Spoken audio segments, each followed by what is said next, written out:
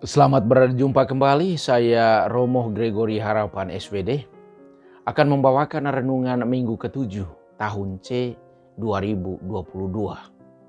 Hendaklah kamu murah hati.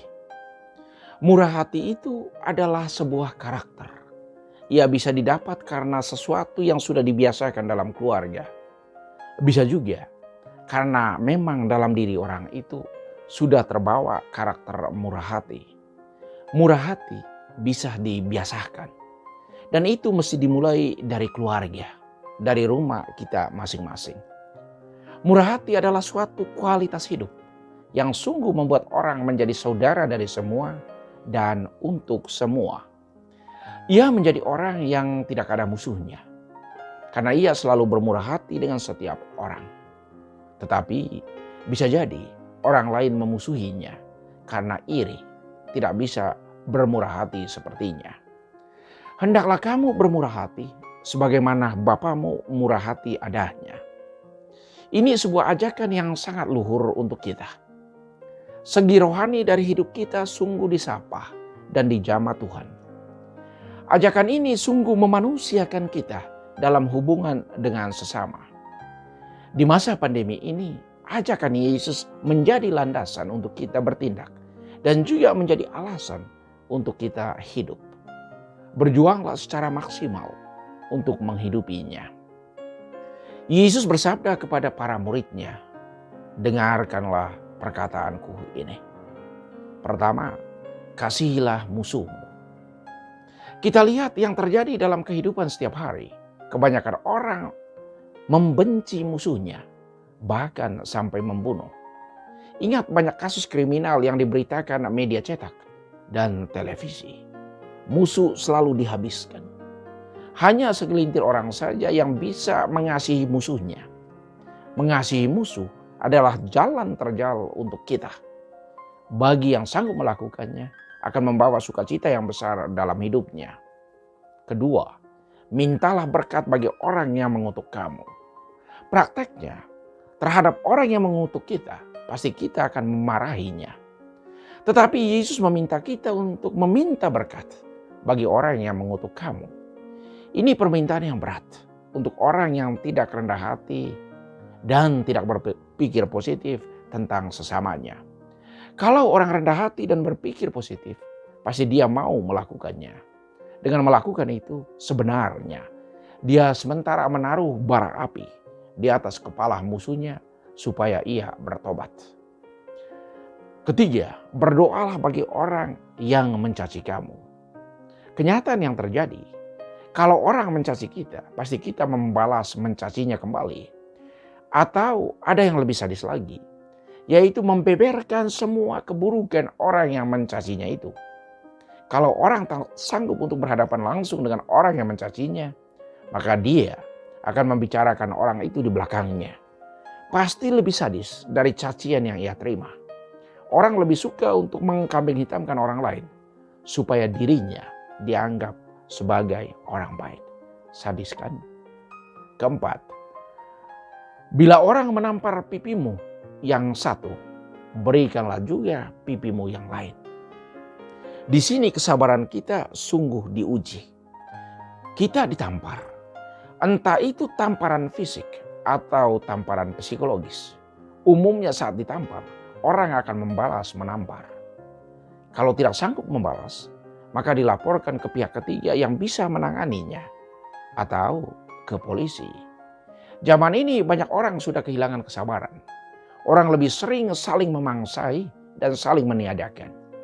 Manusia kembali menjadi serigala bagi sesamanya. Ini yang mesti kita hindari. Kelima, bila orang mengambil jubahmu, biarkanlah ia juga mengambil bajumu. Kenyataan seperti ini hampir tak pernah lagi dilihat zaman ini. Yang terjadi umumnya, kalau orang mengambil tanpa izin dan tertangkap tangan, pasti langsung digebuk, pasti langsung main hakim sendiri. Bahkan sesudahnya dilaporkan ke polisi. Keenam, berikanlah kepada orang yang meminta kepadamu, dan janganlah meminta kembali dari orang yang mengambil kepunyaanmu. Yang model seperti ini tidak dibiarkan terjadi di zaman ini. Kalau orang meminta, pasti kita akan memberikan sejauh yang kita sanggup. Memberi dengan keikhlasan. Tetapi kalau orang meminjam, pasti kita akan selalu menunggu pengembaliannya. Pinjaman itu harus dikembalikan, entah diminta atau tidak. Sedangkan meminta, di dalamnya ada unsur keikhlasan untuk memberi. Dan sekarang, tidak banyak orang lagi bisa memberi kalau ada yang meminta sesuatu kepada kita. Karena ada banyak orang yang menyalahgunakan kebaikan. Kadang orang menjual kemiskinannya, kesulitan, sakit, dan penyakitnya untuk dikasihani. Sesudah orang memberikan sesuatu kepadanya, malah ia menggunakannya secara salah. Digunakan untuk hal yang lain.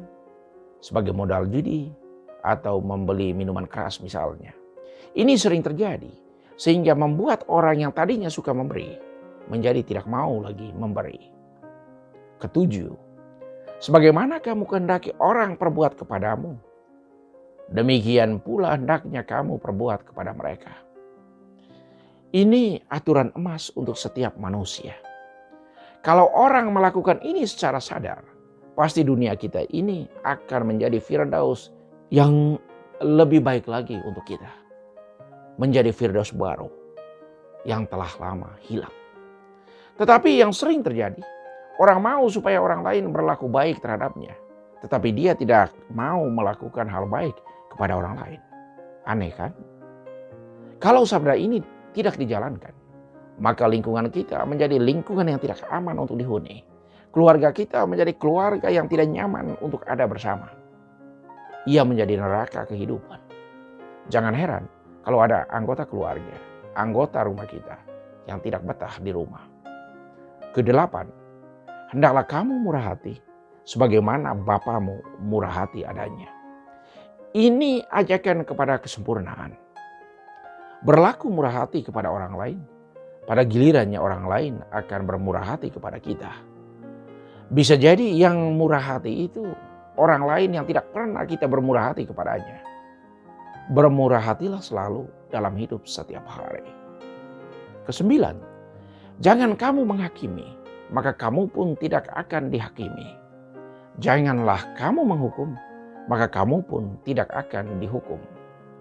Dalam kehidupan praktis, yang sering terjadi justru orang saling menghakimi dan menghukum. Kalau mulai menghakimi sesama, maka perlahan-lahan kita membangun jurang pemisah dengan orang itu. Demikian juga sebaliknya. Orang yang kita hakimi, dia akan membangun tembok pemisah dengan kita. Ini hukum alam. Maka jangan menghakimi dan menghukum sesamamu. Yang perlu kita buat adalah saling mengampuni dan membina komunikasi yang baik. Ke-10, ampunilah, maka kamu akan diampuni. Mengampuni ini adalah sebuah ekspresi kerendahan hati dan keterbukaan terhadap sebuah perubahan kepada yang baik. Mengampuni jalan kepada keharmonisan, kedamaian, dan sukacita dalam hidup.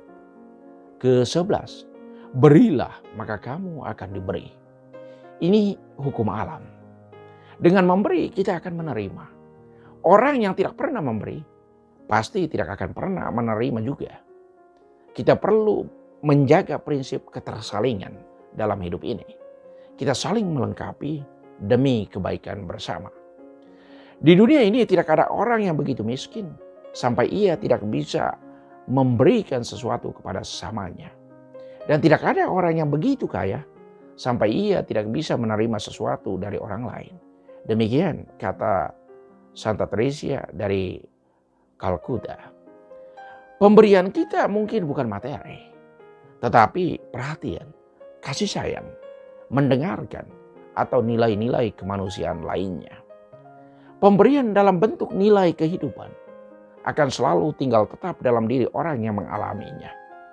Karena ia tidak pernah habis dipakai. Semakin pemberian itu digunakan, justru ia semakin bertambah dan menggandakan dirinya. Ke-12, ukuran yang kamu pakai akan diukurkan pula kepadamu. Dalam kehidupan konkret, orang saling mengukur dengan orang lain. Mengukur kebaikan, mengukur kemurahan hati, kesabaran, dan masih banyak lagi. Kalau dia berbuat baik, pasti saya berbuat baik juga kepadanya. Kalau dia membantu saya, pasti saya juga membantunya. Meter yang kita pakai untuk orang lain akan dimeterkan kepada kita juga. Tetapi Yesus selangkah lebih jauh mengajak kita. Kita jangan hanya berbuat baik kepada orang yang berbuat baik kepada kita. Tetapi kita mestinya berbuat baik kepada setiap orang, termasuk kepada mereka yang tidak kita sukai. Sabda Yesus di atas sungguh menguatkan dan menjadi pegangan praktis dalam hidup setiap hari. Ajaran Yesus sangat jelas dan mudah sekali dipahami. Pertanyaan untuk kita, apakah kita mau mendengar, membatinkan, dan mengikuti sabda kehidupan itu? Hendaklah kita menjadi pelaku firman, bukan cuma menjadi pendengar. Demikian nasihat Rasul Yakobus. Tuhan memberkati.